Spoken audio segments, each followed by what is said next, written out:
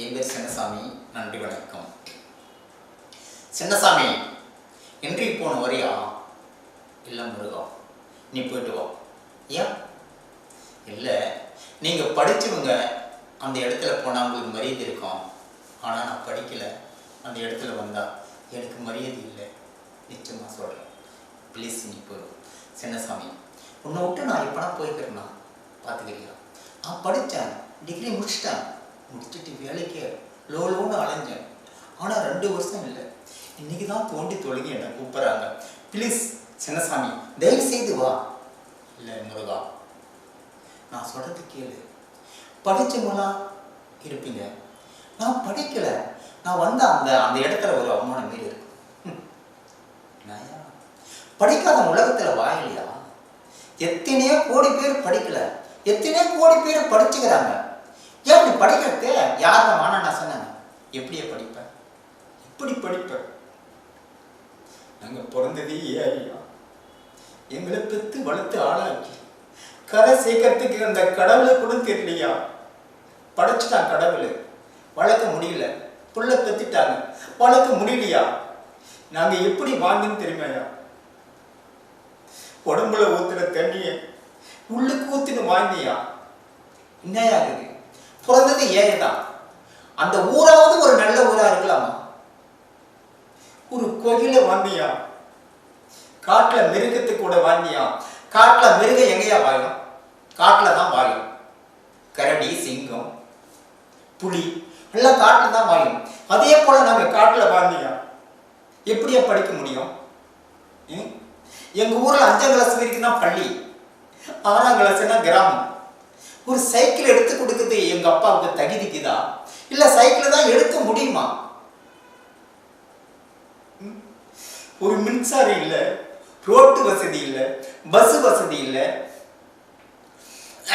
ஒரு குடித்தண்ணி கொய்யா வசதி இல்ல. எப்படியா வாயுவேன்? கோயில வாங்கிய நாங்களாம் வெளிச்சத்தை பார்க்கறதுக்கு எத்தனை நாள் திரும்ப ஆச்சு? எங்களாட்டம் எத்தனை கிராம மக்கள் வாழ்ந்தாங்க தெரியுமா?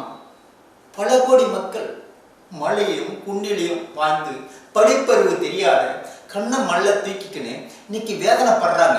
படிச்சுட்டு இருந்தா நாங்களும் கொஞ்சம் ஒரு உத்தியோகத்தில் இருந்தா நாங்களும் ஏசி ரூம்ல உட்காந்து ஃபேன் காத்துல இருக்கலாம். ஆனா நாங்க தான் படிக்கலையே. பரவாயில்ல சின்னசாமி, வா இன்றைக்கு போகலாம். சரி, எங்க அப்பா திருவண்ணாமலை அண்ணாமலையார் கோயிலுக்கு மலை சுத்த போய்க்கிறாங்க. ஆனா எங்க அம்மா டெய்லி வேலைக்கு போறாங்க. ஆனா நம்ம மாடு ஒன்று இருக்குது. இல்ல, மணி ஒரு 12 மணிக்கு வந்துடலாம் வா சின்னசாமி. சரி பார்ப்பலாம். நான் போய் எங்க வீட்டுல பய சாதம் இருக்குது, நான் சாப்பிட்டு வந்துடுறேன்.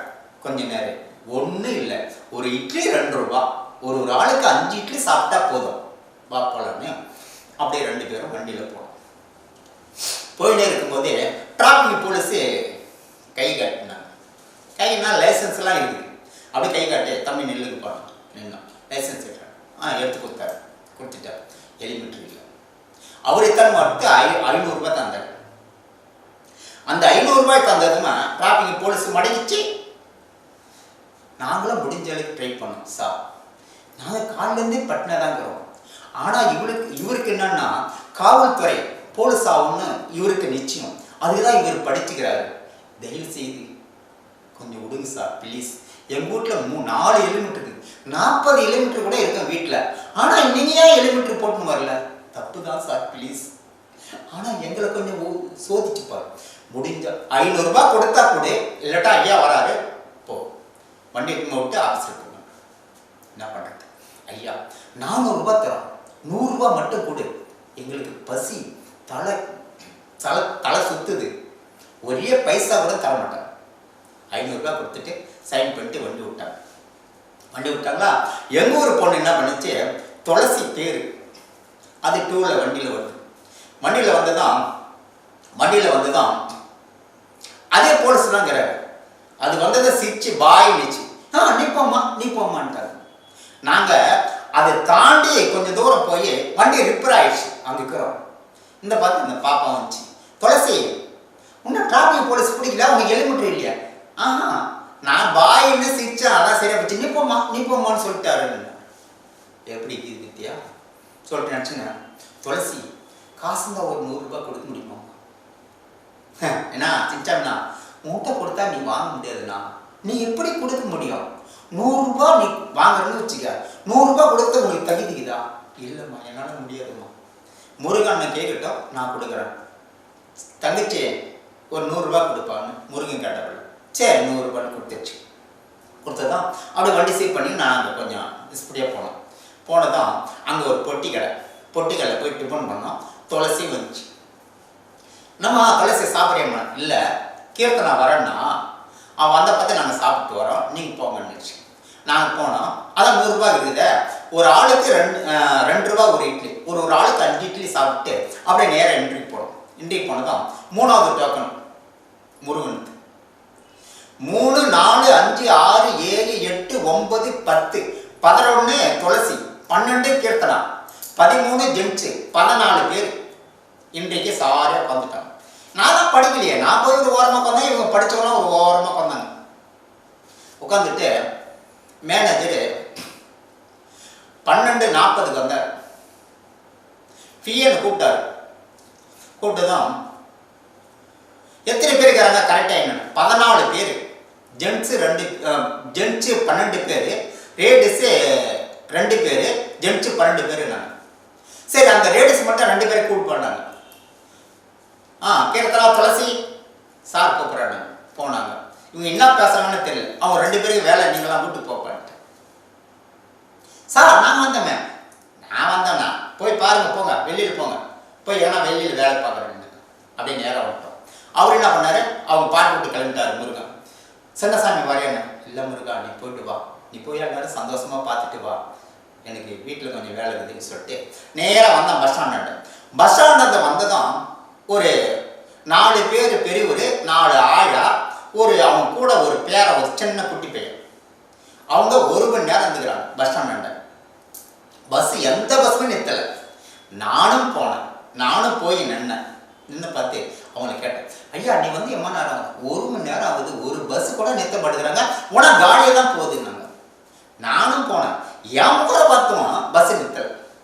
அப்புறம் நகராட்சி பள்ளியில் படிக்கிற பசங்க 5வது 6வது பசங்க ஒரு 7-8 பசங்க வந்தாங்க.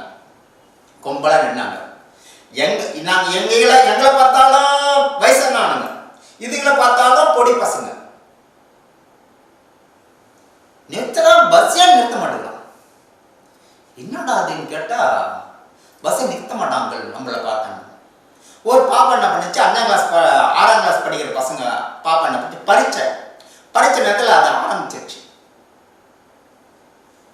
பரீட்சை இன்னைக்கு முடிஞ்சிடும், இன்னைக்கு டைமே ஆயிடுச்சுன்னு. ஏம்மா எதுக்குமா ஆகிடணும்? இல்லை நேரம் ஆயிடுச்சு, அப்புறம் சாத்திடுவாங்க, இன்னைக்கு பரீட்சை முடிஞ்சிடும்னு அந்த பாப்பா எழுதிச்சு. அதுக்குள்ளே ஒரு தம்பி என்ன பண்ணாரு, இதெல்லாம் அங்கிள் பஸ் நிறுத்தத்தான ஒரு ஐடியா ஒன்று இருக்குதுன்னு. என்னடா தம்பி குட்டி சொல்றா குட்டின்னு இந்த பாரு, அதோ போது பற்றி அந்த அக்கா அது இட்டாங்கன்னு வச்சுக்க, கண்டிப்பாக பஸ் நிறுத்துவானா. எப்படா அவனுக்கு எப்படா தெரியும், நீ கம்பெனியாங்கள் இவனுக்கு தெரியுன்னு ஒரே ஓட்டம் ஒன்று. ஏக்கா ப்ளீஸ்க்கா, ஏக்கா உன் கூட பிறந்த பரம்பேரியன்னு வச்சுக்கா ப்ளீஸ், ஏக்கா எனக்கு ஒரு வழி காட்டுக்கா, எனக்கு ஒரு வழி பண்ணணுக்கா. என்னடா குட்டி, ஏன்னா ரூபா புக்கு ஓணுமா, இல்லை பேனதான வாங்கிறதுக்கு ஓணுமா, இல்லை புக்கு வாங்கிறதுக்கு ஓணும், என்னடா அதெல்லாம் எதுவும் தேவையில்லக்கா.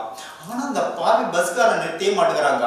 ஆனால் நீ வந்து கை காட்டினா போதுங்க நிறுத்துவாங்க. நான் வந்து கை காட்டினா நீ எப்படா நிறுத்துவானு, நீ வாகான்னு சொல்லிட்டு அந்த பையன் இட்டுன்னு வந்தான். பையன் இட்டுன்னு வந்து நிற்கிறான். பஸ் வந்துச்சு, அப்படியே கை காட்டினாங்க, அப்படியே பஸ் நின்றுச்சு. ஏறி போயின்னு வந்துட்டோம். எப்படி இருக்குது வித்யா? நாங்கள் 1 மணி நேரங்கிறங்க பஸ் நிறுத்தலைங்க. ஆனால் எங்கள் முகரெல்லாம் பார்த்தா பஸ்காரன் நிறுத்த மாட்டான். அதான் அப்படிதான் போகுது காலம். இப்போ நன்றி, வணக்கம்.